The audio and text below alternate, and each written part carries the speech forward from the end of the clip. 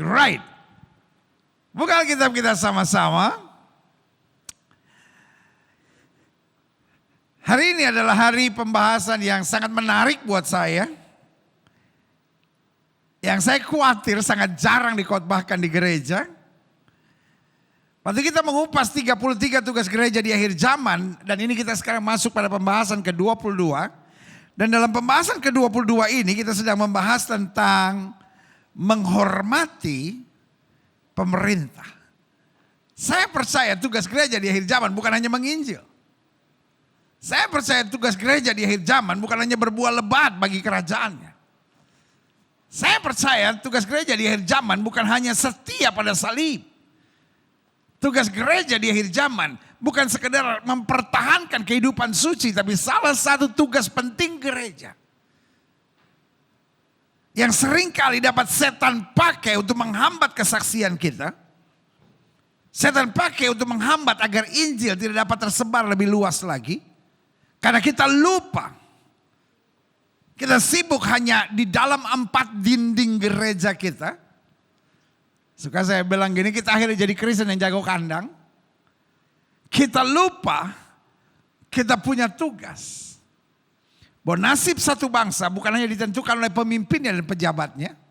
Nasib satu bangsa bukan hanya ditentukan oleh polisi dan tentaranya. Nasib satu bangsa bukan hanya ditentukan oleh para politisinya.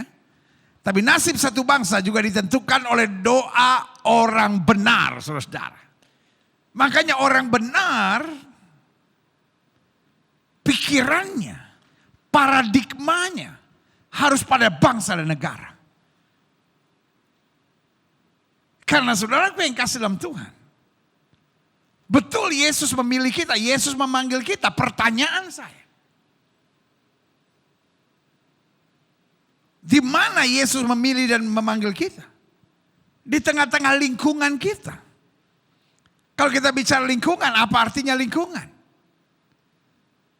Alkitab bilang apa? Supaya kamu menjadi saksi Tuhan di Yerusalem, Yudea, sampai ke Samaria, sampai ke ujung-ujung bumi. Jadi lihat ya, mulai dari kota, ya kan? Mulai tempat di mana kita tinggal, sampai kotanya, sampai provinsinya, sampai bangsa dan negaranya, sampai ke ujung bumi. Artinya apa? Salah satu tugas gereja di akhir zaman yang paling penting juga adalah yang tidak boleh kita abaikan. Yaitu menghormati pemerintah. Ada 3 jenis orang Kristen. Yang pertama ada orang Kristen yang melawan pemerintah. Karena dia pikir makin sering dia melawan pemerintah, maka itulah suara kenabian. Suara kenabian bukan hanya asal menyerang. Suara kenabian jelas. Kalau ada yang perlu dikoreksi, dikoreksi.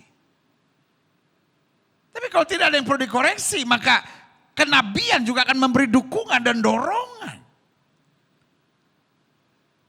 Karena nabi-nabi yang ada seringkali memakmurkan satu negeri.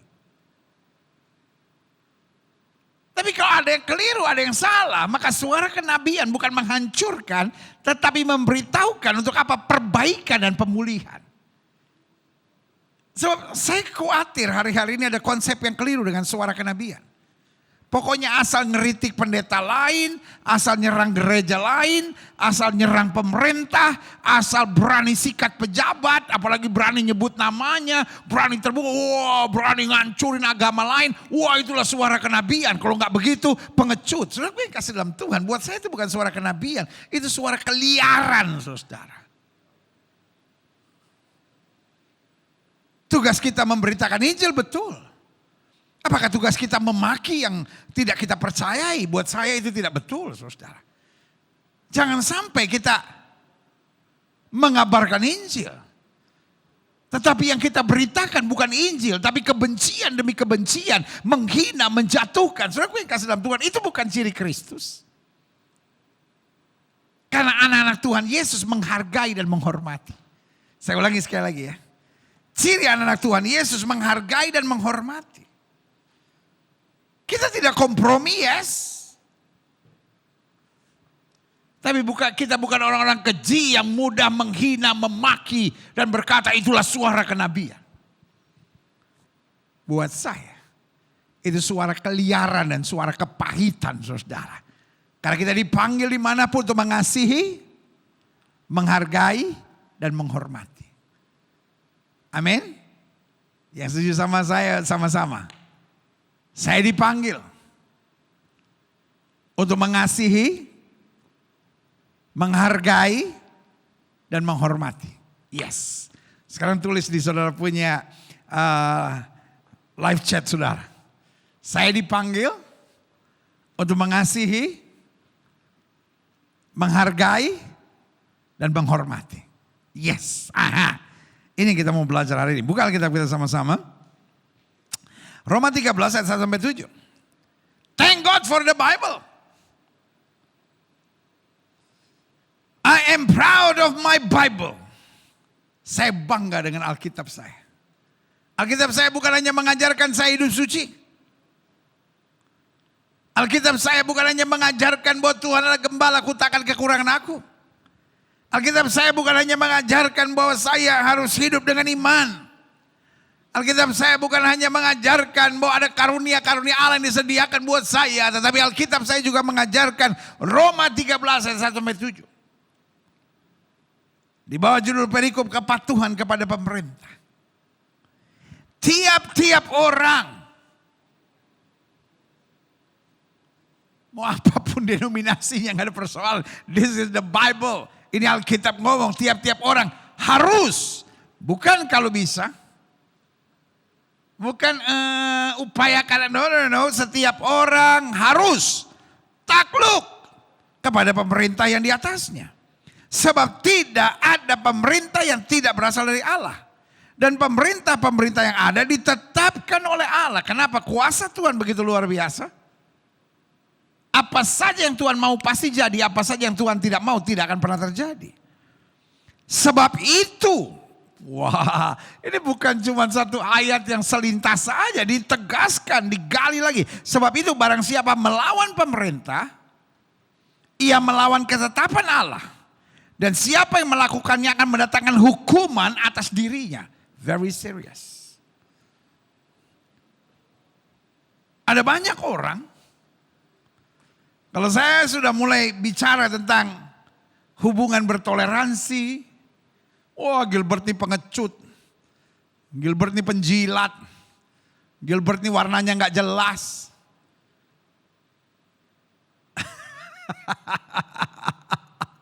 Saya gak peduli dengan tanggapan-tanggapan yang tak jelas. Karena saya hanya berpegang pada firman Tuhan.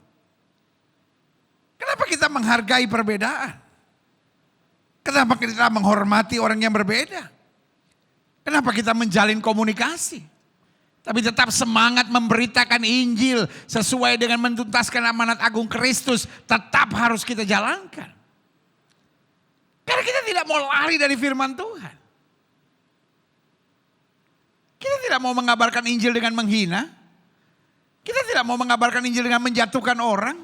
Kita tidak mau mengabarkan Injil dengan menyampaikan segala kebencian, kepahitan. Dan akhirnya menghancurkan dan menimbulkan sakit hati dan kekecewaan dari orang lain. Ayat ini jelas bilang. Tiap-tiap orang harus takluk kepada pemerintah yang di atasnya. Sebab tidak ada pemerintah yang tidak berasal dari Allah. Dan pemerintah-pemerintah yang ada ditetapkan oleh Allah. Sebab itu barang siapa melawan pemerintah. Ia melawan ketetapan Allah. Dan siapa melakukannya, ia akan mendatangkan hukuman atas dirinya. Dan this is biblical. Ini adalah apa yang Alkitab mau.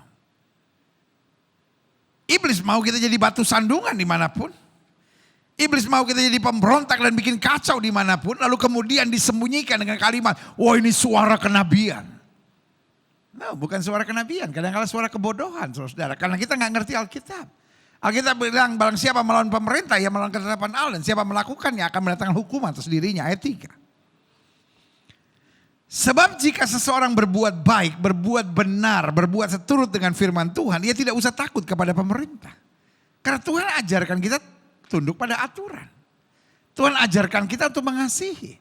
Tuhan ajarkan kita untuk jadi berkat. Tuhan ajarkan kita untuk saling memperhatikan, saling melayani. Jadi jika seorang berbuat baik, berbuat sesuai dengan firman Tuhan, dia tidak usah takut kepada pemerintah. Hanya jika ia berbuat jahat, hanya jika ia melanggar firman Tuhan. Maukah kamu hidup tanpa takut kepada pemerintah? Perbuatlah apa yang baik. Perbuatlah apa yang benar. Perbuatlah apa yang diperintahkan Tuhan dan kamu akan beroleh pujian. Artinya engkau akan berhasil, engkau akan berdampak, engkau akan jadi pribadi yang luar biasa di bangsa dan negara ini. Haleluya.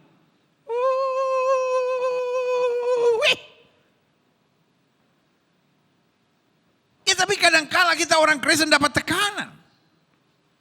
Hello. Tidakkah saudara baca pada zaman Daniel? Daniel juga dapat tekanan. Bahkan orang coba mencari-cari kesalahan pada Daniel. Tapi Alkitab bilang tidak dijumpai kesalahan apapun kecuali dalam hubungannya dengan Tuhan. Artinya Daniel menjaga betul hidupnya. Daniel menjaga betul aturan firman Tuhan bahwa dia tidak boleh langgar aturan-aturan yang ada.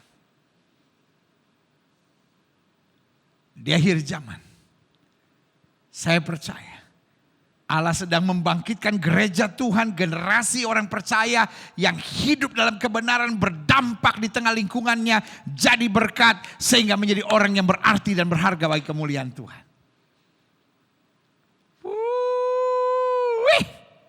Sama-sama bilang sama saya harus berdampak. Ayo dong, kan kita udah sepakat ini kan ibadah yang responsif, saudara, ya kan? Ini kan bukan ibadah yang cuma nonton-nonton aja, ya kan? Ini ibadah yang setiap kita harus semangat di dalamnya. Amin? Ayo sama-sama bilang sama saya harus hidup berdampak. Menjadi Kristen bukan berarti kita udah gak ada hubungannya lagi sama lingkungan, gak ada hubungannya lagi sama komunitas, gak ada hubungannya lagi sama bangsa dan negara.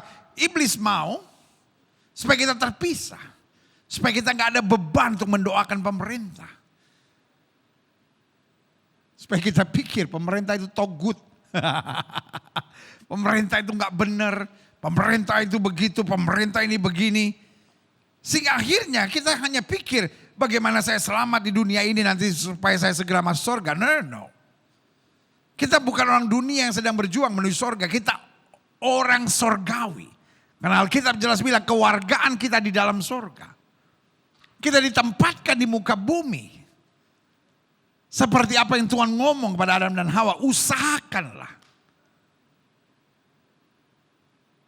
Dalam bagian lain di Alkitab dikatakan usahakanlah kesejahteraan kota di mana engkau aku buang.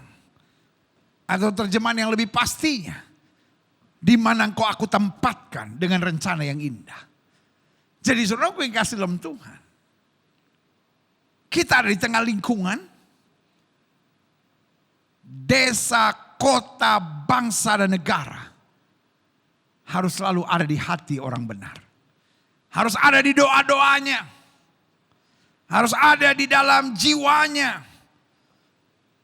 Harus ada dalam pundaknya senantiasa. Karena saya percaya di hati Tuhan ada dunia. Di hati orang percaya harus ada desa, harus ada kota, harus ada provinsi, harus ada bangsa dan negara. Karena ingat, waktu Sodom dan Gomora mau dihancurkan, doa Abraham, Tuhan jika ada 50 orang benar bagaimana? Dia tawar terus sampai 40, 30, 20 dan terakhir doanya Tuhan. Kalau ada 10 orang benar, masih ada orang yang punya beban untuk kotanya, untuk negerinya, untuk daerahnya, untuk bangsanya. Tuhan bilang apa? Aku tidak akan menghancurkan kota Sodom dan Gomora. Berarti keberadaan orang benar, perjuangan orang benar, doa orang benar, begitu berarti bagi satu bangsa dan negara. Folks, wake up! Iblis mau supaya anak-anak Tuhan gak peduli dengan negerinya.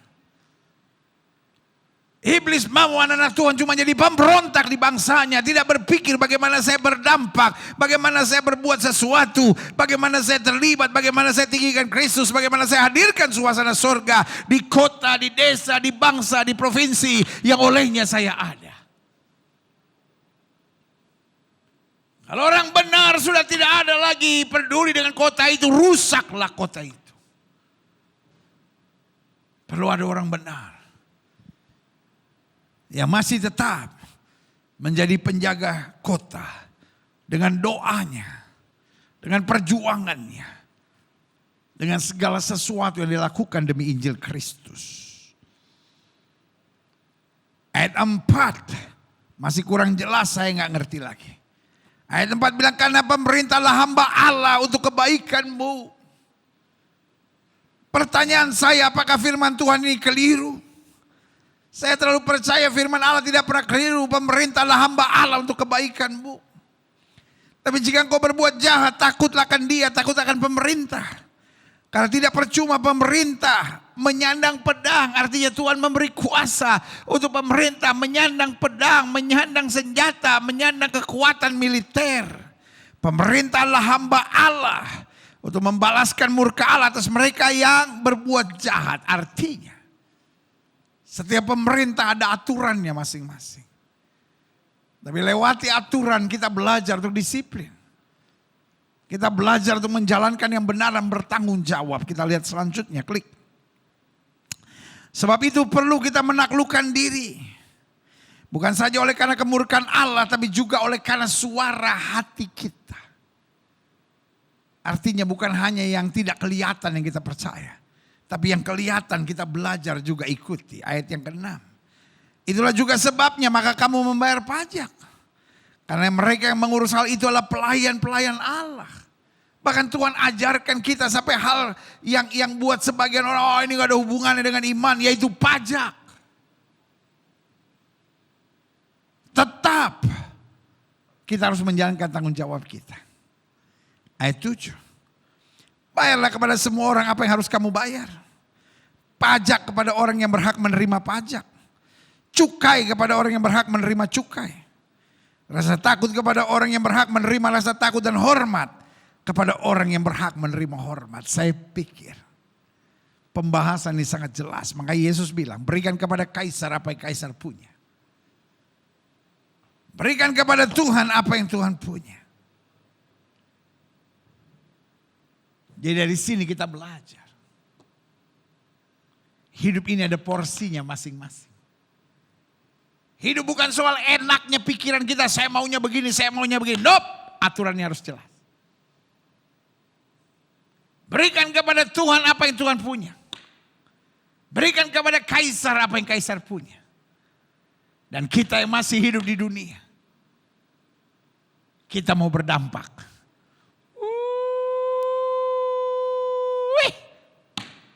Di akhir zaman iblis merajalela. Itu lagu yang tadi kita nyanyikan. Tapi firman Tuhan ingatkan. Berjaga dan berdoalah. Kita harus siap sedia. Kenakan seluruh perlengkapan senjata Allah. Kita lawan iblis. Dengan iman, hidup kudus dan kesetiaan. Kita pegang salib, dari situlah kekuatan dan kemenangan kita. Haleluya. Klik. Saya pelajari begini.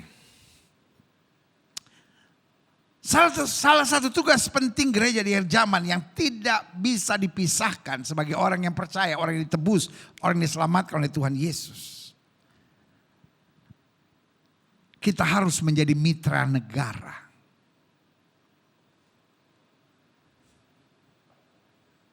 Kalau orang-orang yang sudah diselamatkan, orang-orang yang sudah mengerti kebenaran, orang-orang yang sudah tahu bagaimana meninggalkan dosa, meninggalkan kefasikan, meninggalkan hal yang jahat, tidak mau menjadi mitra negara. Oh, saya kan warga sorga, I know. Tapi selama kita di muka bumi, kita punya tugas. Taruh tangan kanan sudah di dada, sama-sama bilang, saya punya tugas. Apa tugas kita? Menangkan jiwa. Pertanyaan saya, jiwanya ada di mana? Di komunitas kita, di lingkungan kita, di bangsa dan negara kita. Karena itu mari jadi mitra negara. Mari jadi terang di tengah bangsa dan negara. Mari berdampak, mari jadi berkat. Yang setuju katakan haleluya.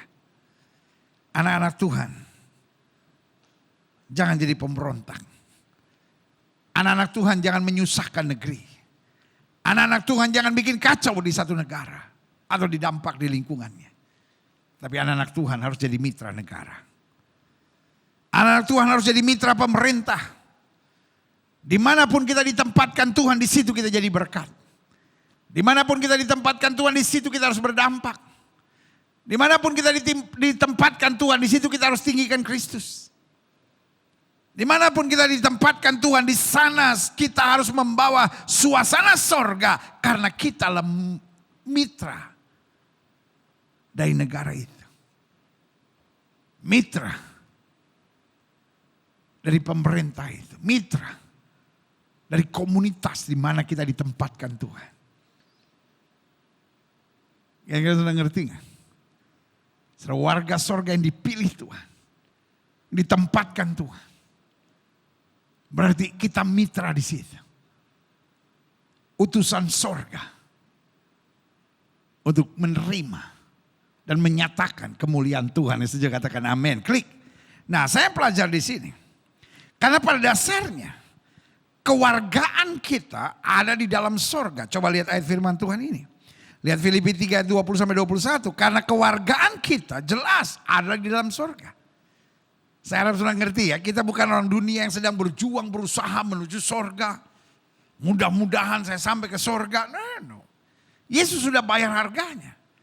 Kita sudah ditebus. Makanya kekristenan mengenal istilah kelahiran kembali. Kita dilahirkan kembali bukan hanya lewat darah dan daging. Tapi kita dilahirkan kembali dari roh dan firman. Dan itu membuat kita menjadi ciptaan yang baru, yang lama sudah berlalu, yang baru sudah terbit. Dan itu berarti kita adalah warga sorga. Karena kewargaan kita adalah dalam sorga. Dan dari situ juga kita menantikan Tuhan Yesus Kristus sebagai juru selamat. Yang akan yang akan mengubah tubuh kita yang hina ini sehingga serupa dengan tubuhnya yang mulia. Saudaraku yang kasih dalam Tuhan, He is a serious God. Christianity is very serious. Kekristenan bukan sekedar ya manusia berupaya mudah-mudahan sampai ke sorga. Tapi kekristenan percaya kita diubahkan status kewargaannya. Dari warga negara dunia ini menjadi warga kerajaan sorga. Dari orang berdosa menjadi orang benar. Dari orang yang menuju kepada kebinasaan sedang menuju kepada kepastian hidup kekal yang Kristus janjikan oleh kemuliaan yang setuju katakan amin.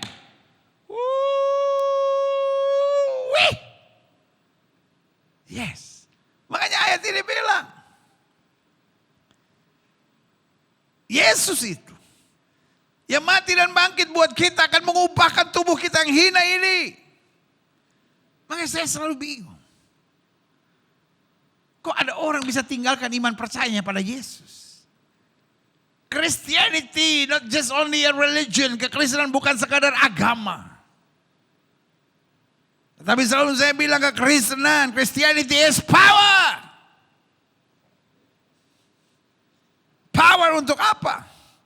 Mulai dari ayat yang ke-20 bilang karena kewargaan kita adalah dalam sorga. Berarti power to change our citizenship. Merubah kewargaan kita. Dari warga negara dunia menjadi warga negara sorga. Ayat 21 yang akan mengubah tubuh kita yang hina. Sehingga serupa dengan tubuhnya yang mulia. Yang kedua kuasa untuk apa? Bukan hanya change our citizenship. Tapi yang kedua juga mengubah our carnal nature. Change our carnal nature. Dari sesuatu yang fana. Dari sesuatu yang hina. Diubahkan menjadi kekal dan mulia. Yeah. Yang akan mengubahkan tubuh kita yang hina ini. Sehingga serupa dengan tubuhnya yang mulia. Menurut kuasanya. Yang dapat menaklukkan segala sesuatu pada dirinya. So kuasa yang sama dia mau berikan buat kita.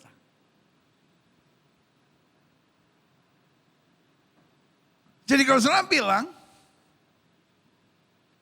Ya, tapi pendeta, kadang-kadang di tengah dunia kan kita disingkirkan, kita ditekan. Betul. Tapi Tuhan janji roh yang ada pada kita lebih besar dari roh yang dalam dunia ini. Makanya ayat ini bilang apa? Menurut kuasanya yang dapat menaklukkan segala sesuatu pada dirinya. Artinya jika engkau percaya. Jika engkau beriman. Jika engkau melangkah dengan tekun, ada kekuasaan Tuhan yang turun atasmu. Sehingga sesuai dengan imanmu akan jadi padamu. Hidup Kristen jangan mengeluh. Selalu saya bilang. Saya mulai bilang Gilbert gila sekali. Dia ngomong apa saya juga gak ngerti. Tapi yang saya mau bilang sama saudara. Anak Tuhan harus punya mimpi besar. Anak Tuhan jangan cuma bete-nya yang besar, bos. Kadang kalau ya tapi banyak masalah pendeta, tapi banyak pergumulan pendeta, banyak hal-hal yang menyakitkan, banyak ketidakadilan. Loh, itu yang harus kita perjuangkan, itu yang saya sebut kita mitra pemerintah, kita mitra negara, kita harus berdampak, kita harus jadi berkat, kita harus hadirkan sorga di tempat di mana Tuhan tempatkan kita. Without this understanding, tanpa pemahaman ini, kita hanya jadi Kristen yang asal hidup. No vision, no dreams. Gak ada visi, gak ada mimpi. Untuk lingkungannya. Untuk desanya, untuk kotanya. Untuk provinsinya, untuk bangsa dan negaranya. Buat yang penting saya hidup, yang penting saya selamat, yang penting saya dan keluarga saya masuk surga. Gak peduli tahu kota saya dihancurkan, gak peduli tahu kuasa setan berkuasa, gak peduli tahu pemimpin saya dikendalikan oleh segala dukun paranormal dan kuasa-kuasa kegelapan. Tapi hari ini saya mau bilang, mari rebut kembali. Engkau harus berdampak. Klik. Saya pelajari di sini. Namun di dunia ini, jelas. Yang pertama kata Alkitab, kita terang dunia. Coba lihat ini. Matius 5 ayat 14 bilang, kamu adalah terang dunia. Kota yang terletak di atas gunung tidak mungkin tersembunyi. Kenapa Tuhan bilang kamu terang dunia? Karena Alkitab bilang dunia ini berada di bawah kuasa kegelapan. Manusia sekarang hidup gelap. Stres, emosi, menghalalkan segala cara. Gak bisa bedakan mana uang rakyat, mana uang dia, korupsi. Gak bisa bedakan mana istrinya, mana istri orang, sikat. Itu yang saya bilang. Manusia sekarang gelap. Nah, kita harus jadi terang dunia. Artinya menyadarkan. Membuat orang mengerti. Karena di tengah gelap orang gak tahu mana benar, mana salah. Gelap. Tapi terang membuat orang menyadari mana benar dan mana salah. Itulah tugas kita. Yang kedua.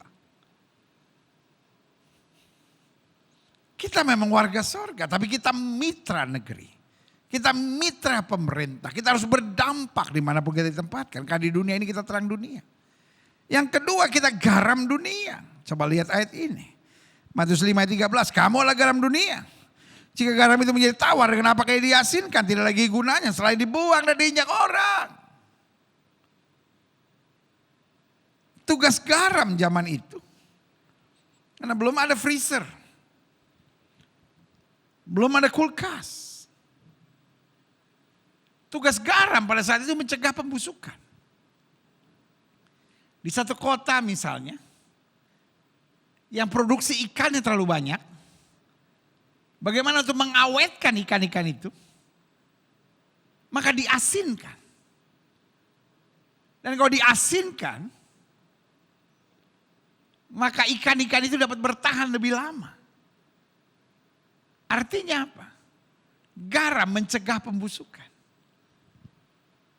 Waktu Yesus bilang kamu adalah terang dunia karena dunia dalam gelap. Tapi dalam bagian lain Yesus berkata kamu adalah terang dunia. Karena dunia dalam gelap. Tapi dalam bagian lain Yesus bilang apa? Kamu adalah garam dunia. Kenapa garam dunia? Karena dunia ini busuk. Tapi anak-anak Tuhan harus berdampak. Tanpa kebenaran firman. Tanpa teladan hidup yang benar dan bertanggung jawab. Sebagai orang-orang percaya. maka dunia ini akan semakin rusak dengan segala kebusukannya. Candaan-candaan sekarang penuh dengan hal-hal cabul. Tayangan-tayangan sekarang penuh dengan kekerasan. Penuh dengan umbaran hawa nafsu seks, hawa nafsu daging duniawi.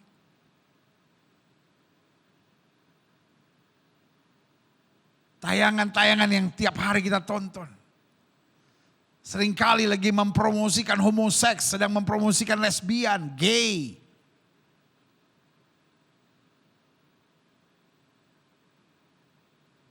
Folks, this is serious. Kalau anak-anak Tuhan tidak berpikir jauh, desanya, kotanya, provinsinya, negerinya, semua lagi sibuk cuma mikirin dirinya, keluarganya, dan paling top, paling pol gerejanya. Terus, haruskah desa-desa kita, kota-kota kita, provinsi kita, dan negeri kita dikuasai dan dikendalikan oleh kegelapan? Bodoh kalau kita biarkan itu. Mari kita punya visi kota, visi desa, visi provinsi, visi bangsa dan negara.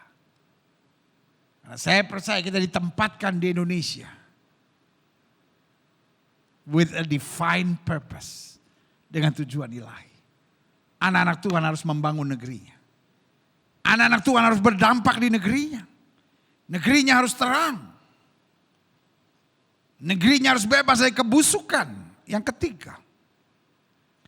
Namun di dunia ini kita juga surat Kristus. Apa itu? Coba lihat ayat ini. 2 Korintus 3:3. Karena telah ternyata bahwa kamu adalah surat Kristus yang ditulis oleh pelayanan kami. Ditulis bukan dengan tinta tapi dengan roh dari Allah yang hidup. Bukan pada loh batu melainkan pada loh dagingnya itu di dalam hati manusia. Kalau saya mau tahu kehendak Tuhan. Saya mau tahu hal-hal lebih dalam tentang Tuhan. Maka surat Kristus buat saya adalah Alkitab. Tapi buat orang dunia yang tidak percaya Alkitab. Kalau dia mau tahu teladan hidup yang baik. Dia mau tahu sifat hidup Kristen itu seperti apa. Dia harus lihat kita sebagai orang percaya. Pertanyaannya. Sudahkah kita memancarkan kasih, kedamaian, kebenaran, dan hukum-hukum Kristus? Kalau kita menyebut diri Kristen.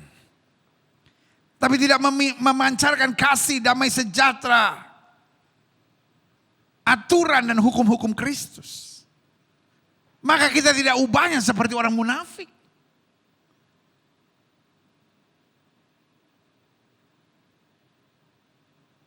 Karena orang akan bilang, waduh, dia kalau ibadah, waduh, sama malaikat juga beda-beda tipis. Tapi kelakuannya sehari-hari enak gua ngelihatnya. Engkau adalah surat Kristus. Banyak orang membenci Kristus. Bukan karena mereka sedang dikuasai setan. Tapi banyak orang membenci kekristenan. Karena lihat orang Kristen yang tidak jadi berkat. Lihat orang Kristen yang hidupnya memuakan. Lihat orang Kristen yang cara hidupnya keji. Dia menyebut dirinya Kristen. Tapi kawin cerai. Dia menyebut dirinya Kristen. Tapi melakukan hubungan seks sebelum nikah. Dia menyebut dirinya Kristen. Onani, masturbasi, tayangan cabul menjadi hal biasa. Dan berkata ya normal, kita akan masih di dunia. Ini yang saya bilang, kita ada di dunia. Tapi kita tidak jadi berkat. Kita tidak berdampak. Kita tidak jadi terang. Kita gak mengerti visi dan mimpi yang harusnya Tuhan taruh dalam hidup kita. 1. Selama kita masih di dunia, kita adalah terang dunia. 2. Selama kita masih ada di dunia, kita adalah garam dunia. 3. Selama kita ada di dunia, kita adalah surat Kristus yang terbuka, yang dapat dibaca semua orang. 4. Di dunia ini, kita adalah pembawa damai. Kenapa kita pembawa damai? Karena dunia di mana kita hidup, khususnya di akhir zaman ini adalah dunia yang gaduh. Sampai kata Alkitab, banyak orang takut dan bingung bahkan mati karena ketakutan yang sedang menimpa dunia. Folks, tingkat orang stres semakin tinggi. Tingkat orang kecewa semakin tinggi. Tingkat orang tertekan, tingkat orang berontak hari ini makin tinggi. Kenapa? Karena gak ada kedamaian, jiwanya gelisah, jiwanya gaduh. Karena memang tayangan yang kita tonton, bacaan yang kita lihat, permainan anak-anak dari kecil selalu udah ribut, berkelahi. Dan itu yang seru katanya.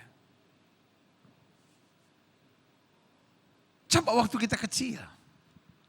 Nontonnya apa? Tom and Jerry, Woody Woodpecker.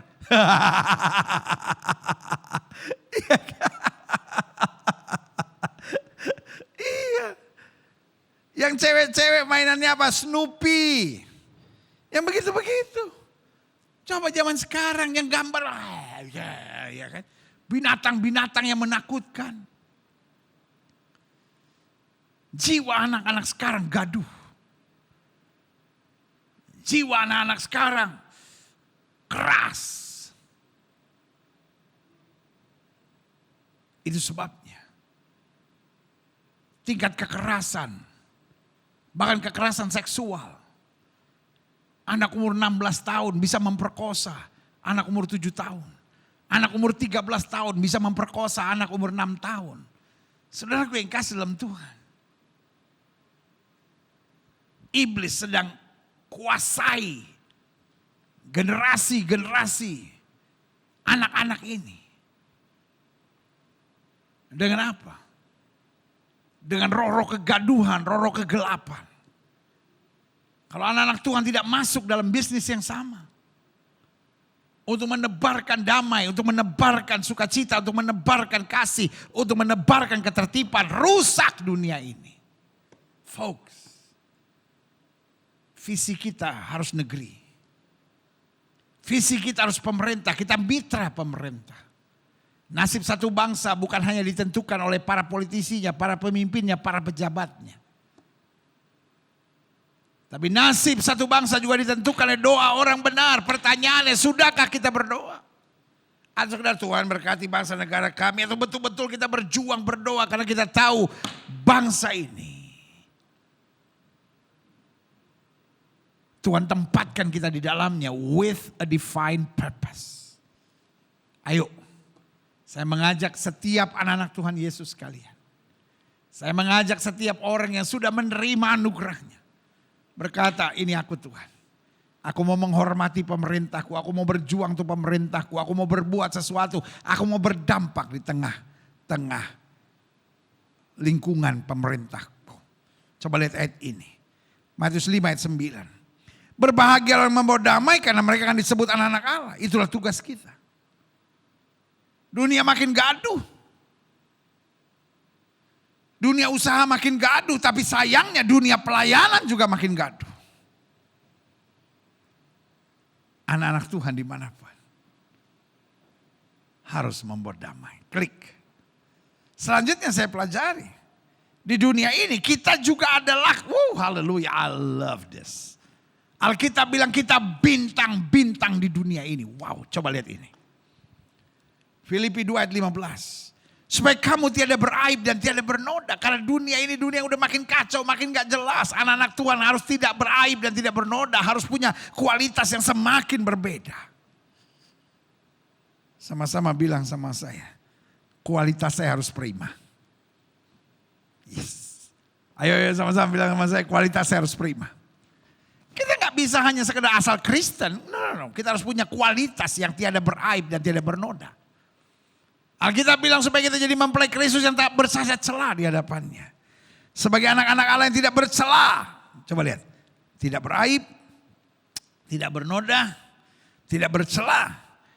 Sementara jelas ya posisinya. Di tengah-tengah angkatan yang bengkok hatinya dan sesat ini. Ini. Ini yang bikin banyak anak-anak Tuhan kecewa. Tapi jangan kecewa, jangan sakit hati. Jangan akhirnya makan di dalam. Karena Alkitab sudah bilang dunia ini bengkok dan sesat. Kita gak cukup sekedar lurus. Gak cukup sekedar lurus. Gak cukup sekedar lurus. Gak cukup. Kita harus tidak beraib, tidak bernoda, tidak bercela meskipun di tengah angkatan yang bengkok dan apa kata Alkitab? Sesat. Supaya misi Tuhan tergenapi di tengah dunia ini, di tengah bangsa kita, di tengah desa kita, di tengah kota kita, di tengah pemerintahan kita, di tempat di mana Tuhan tempatkan kita. Apa mimpinya? Sehingga kamu bercahaya. Haleluya. Di antara mereka seperti bintang di dunia. God is very serious with you. Kita yang kadang-kadang bilang, saya kan gak bisa apa-apa, saya kan gak mampu apa-apa. No. Roh di dalammu lebih besar dari roh yang dalam dunia ini. Saya terlalu percaya. Mereka yang hidup di dalam Kristus, jika dia benar-benar bersandar pada Tuhan, jika dia sungguh-sungguh mau berjuang, Tuhan akan pakai sesuatu yang hebat dalam hidupnya. Amin. Salah satu program kita bernama Kamu Hebat. Saya mengerti, saya ditentang banyak orang. Wah, itu program kesombongan. Apa sih itu kamu hebat, kamu hebat. Yesus yang hebat, justru itu. Karena Yesus hebat, anak-anaknya diberkati Tuhan dan kamu akan hebat. Bangsa Indonesia ini paling gampang menghina orang. Kamu tuh bodoh, kamu tuh gak ada otak. Kamu tuh malas. Kamu tuh cuma ngerugiin orang aja. Tapi lewat program ini, saya mau bukan hanya setiap orang percaya, bukan hanya jemaat yang oleh Tuhan percayakan saya gembalakan melalui online ini. Tapi kerinduan saya ini berdampak di mana-mana. Setiap suami ngomong sama istrinya, kamu hebat. Istri bilang sama suaminya, kamu hebat. Menantu bilang sama mertuanya, kamu hebat. Mertua bilang sama menantunya, kamu hebat. Orang tua bilang sama anak-anaknya, kamu hebat. Kita saling bless, saling memberkati saudara. Karena tujuan Tuhan, supaya engkau menyala seperti bintang-bintang di dunia ini. Wow, haleluya. Great. Selanjutnya saya pelajari. Untuk menggenapi rencana Tuhan bagi kita sebagai mitra negara, sebagai mitra pemerintah, tanggung jawab kita satu. Menjadi warga negara yang aktif dan bertanggung jawab. Bukan jadi orang yang cuman egois. Hanya egosentris. Hanya berpikir dirinya sendiri, yang penting gue aman, yang penting gue selamat, yang penting gue untung, yang penting gue nikmat. No. Kita harus aktif dan bertanggung jawab. Kita harus berjuang. Kita harus usahakan kesejahteraan kota di mana kita tinggal. Yang kedua, kita harus mendoakan pemerintah dengan sungguh-sungguh. Dan cara doanya memohon pengampunan dosa, memohon pencurahan kuasa Tuhan. Serta memohon untuk kita menghancurkan kuasa setan-setan. Jelas ya. Kita memohon pengampunan Tuhan. Karena Alkitab saya bilang, umat yang atasnya namaku disebut merendahkan diri dan berdoa mencari wajahku. Berarti kita harus mohon pengampunan dosa. Tapi pada saat yang bersamaan kita juga mohon kuasa Tuhan bekerja. Tapi pada saat yang bersamaan kita juga sadar ada kuasa untuk menghancurkan setan-setan. Karena Alkitab bilang lawan iblis, maka iblis akan lari. Bukan hanya untuk diri kita dan keluarga kita. Tapi kita juga harus menghancurkan perbuatan iblis di bangsa negara kita. Iblislah yang membuat tingkat perzinahan makin tinggi. Iblislah yang membuat tingkat pengguna narkoba, tingkat korupsi, tingkat kekacauan di sebuah bangsa makin tinggi. Saya mengetuk hati setiap saudara. Mari kita realize. Mari kita sadar. Sebagai warga negara kita harus aktif dan bertanggung jawab. Tapi pada saat yang bersama kita juga harus bergumul dalam doa. Selanjutnya klik. Untuk menggenapi rencana Tuhan bagi kita sebagai mitra negara, mitra pemerintah, tanggung jawab kita. Mendukung program-program pemerintah yang tidak bertentangan dengan firman Tuhan. Iya kan? Gotong royong misalnya, Pancasila misalnya.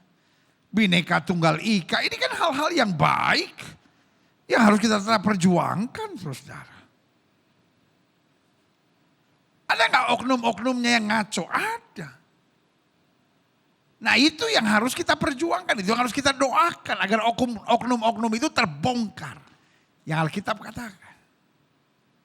Apa yang disembunyikan akan dibukakan dari puncak-puncak bukit. Ada nggak rekayasa-rekayasa jahat? Ada. Tapi Alkitab sudah bilang bersatu jalan mereka menyerang kau, bertujuh jalan mereka lari meninggalkan kau. Nah ini yang perlu kita perjuangkan tetap.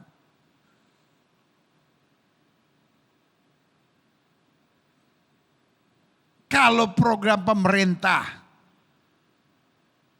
bertentangan dengan firman Tuhan, nah itu beda. Misalnya apa pendeta? Satu kali raja mengumumkan, mulai hari ini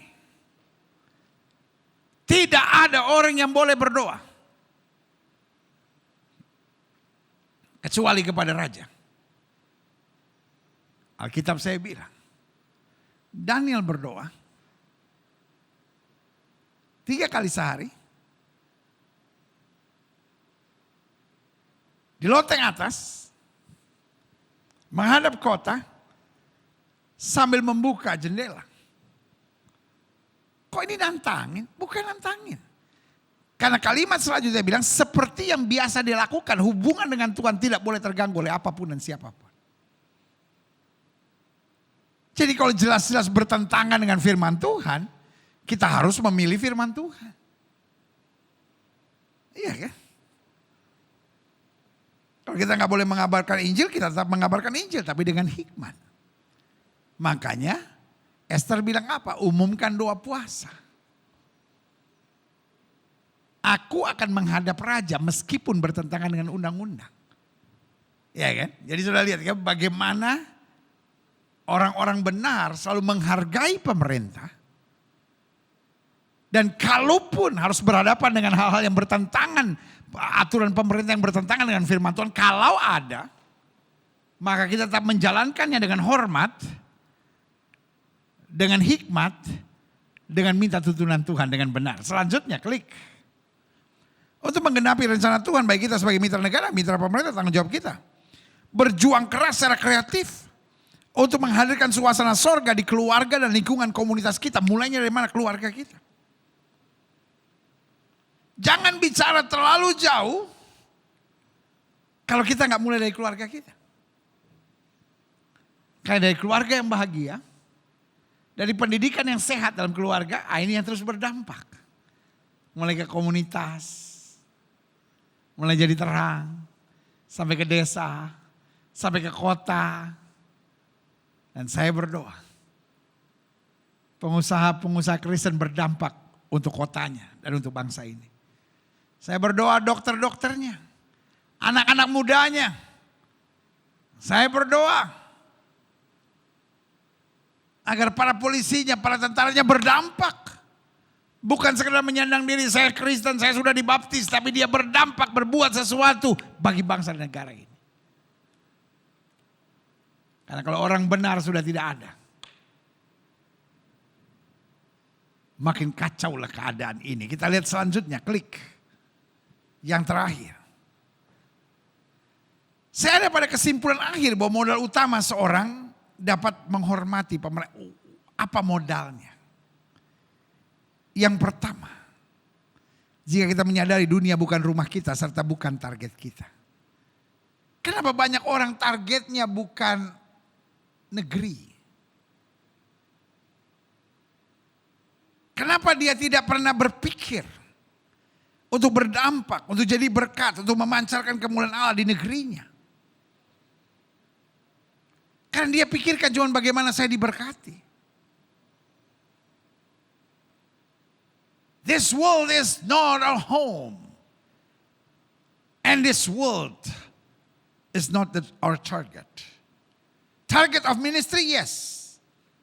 Tapi bukan target untuk kepuasan kita. Supaya saya bisa hebat di dunia ini. Alkitab bilang jangan simpan hartamu di bumi. ngengat dan karat dapat menghabisinya. Lalu mungkin saudara menatap saya dan berkata, oh berarti di bumi ini kita gak usah jadi pemimpin, kita gak harus jadi orang sukses. Loh saudara yang kasih dalam Tuhan, kalau kita jadi pemimpin, kita jadi orang sukses, kita jadi orang yang diberkati, bukan itu targetnya, tapi targetnya tetap untuk meluaskan kerajaan Allah, memenangkan jiwa, meninggikan Kristus, menjadi berkat buat lebih banyak orang. Dan kalau ini yang ada di dada kita, ini yang ada di hati kita, ini yang ada di jiwa kita, di kalbu kita. Saya percaya. Ini modal utama. Seorang yang jadi berkat. Seorang berdampak. Seorang menjadi mitra negerinya. Yang kedua. Apa modal utama seorang dapat menghormati pemerintah? Menjadi mitra negara. Jika kita menyadari bahwa dunia khususnya di negara kita ditempatkan. Itulah tempat kita bekerja. This world is not my home. But this world is my work land. Dunia ini adalah tempat saya bekerja. Dunia tempat saya berjerih lelah. Dunia tempat saya berkeringat. Dunia tempat saya mencucurkan air mata. Kadangkala dunia ini tempat saya meneteskan darah. Tetapi Alkitab saya imani bahwa ada mahkota kemuliaan yang Tuhan akan sediakan buat kita. Makanya Alkitab jamin jeripayahmu dalam Tuhan tidak akan sia-sia. Kau disakiti di dunia ini jangan menyerah. Kau dilukai di dunia ini jangan kecewa dan putus asa. Kau dikhianati di dunia ini jangan berontak. This world is not my home. This world is my work land. Tempat saya kerja. Tapi ada masanya saya akan beristirahat. Waktu dia panggil saya pulang. Jemaat Tuhan yang saya sayang dalam kasih Kristus. Saudara yang mungkin sedang jenuh hari-hari ini. Saudara yang mungkin sedang kecewa hari-hari ini. Saudara yang mungkin sedang tertekan hari-hari ini. Saya hanya mau ingatkan buat saudara, maju terus. This is not our home. Memang kita melewati banyak sengsara kata Alkitab. Karena apa? Karena ini bukan rumah kita. Kita terus berjuang. Harinya akan tiba ketika trompet Tuhan berbunyi. Dia memanggil kita dan berkata, mari masuk ke hambaku yang baik dan setia. Engkau telah setia dalam perjuanganmu dalam perkara kecil. Sekarang masuk dalam kebahagiaan yang besar. Berikan tepuk tangan yang meriah. Haleluya. Yang ketiga. Kesimpulan akhir saya, modal utama seorang dapat menghormati pemerintah. Berdampak menjadi mitra negeri. Jika kita menyadari. Bahwa jika kita tidak secara serius membentengi kota dan bangsa kita. Maka kegelapan akan menguasai. Folks. Kalau kita cuma pusing diri kita dan keluarga kita. Kota-kota kita. Desa-desa kita. Provinsi-provinsi kita. Negeri kita. Dirampas oleh si jahat. Kuasa kegelapan semakin merajalela. Dukun paranormal. Rancangan-rancangan setan. Yang akan terjadi. Karena itu salah satu strategi iblis yang paling berbahaya. Dia pisahkan anak-anak Tuhan dari kebanggaan akan kotanya. Dia pisahkan anak-anak Tuhan dari kebanggaan akan negerinya. Dia pisahkan anak-anak Tuhan dari kesadaran tanggung jawab untuk berbuat sesuatu di negerinya. Sehingga banyak anak Tuhan kecewa dengan kotanya. Wah, kita orang Kristen disingkirkan pendeta. Sakit hati sama negerinya. Wah, orang Kristen gak dipedulikan pendeta. Orang Kristen ditekan, diperlakukan secara tidak adil. We know. Kita akan ditekan, kita akan diperlakukan secara tidak adil. Kamu akan dibenci oleh semua orang karena namaku, kata Alkitab. But yet kita tetap harus berjuang. Karena Tuhan memberi rohnya yang luar biasa buat hidup kita. Saya harap Roh Kudus mengurapi saudara hari ini. Dan menyingkapkan rahasia-rahasia firman hari ini. Karena saya mengerti. Pembahasan hari ini adalah pembahasan yang tidak semua orang bisa langsung menangkapnya dan mengertinya. Tapi saya berdoa. Roh Kudus memberikan pewahyuan buat setiap saudara secara khusus. Sehingga saudara ngerti, dunia ini bukan sekadar asal masuk surga. Tapi dunia ini bagaimana merebut kehendak Tuhan yang sempurna. Ketika kita masih hidup di dunia. Untuk menegakkan kerajaan Allah dalam kebenaran dan kasih-Nya. Yang terakhir, saya undang pemain musik maju ke depan. Kesimpulan akhirnya modal utama seorang percaya. Dapat menghormati pemerintah, dapat berdampak, dan dapat menjadi mitra negeri. Jika kita menyadari adanya misi sorga yang kita emban senantiasa. Doa Bapa kami sangat jelas. Bapa kami yang di surga, dikuduskanlah namamu, datanglah kerajaanmu, jadilah kehendakmu di bumi dan di surga. Bagaimana kerajaannya datang? Lewat anak-anaknya. Saudaraku, ada misi sorga. Saudara yang setuju sama saya, taruh tangan kananmu di dada. Sama-sama bilang ada misi sorga. Taruh tangan kananmu di dada, sama-sama bilang ada misi sorga. Saudaraku, saya berdoa.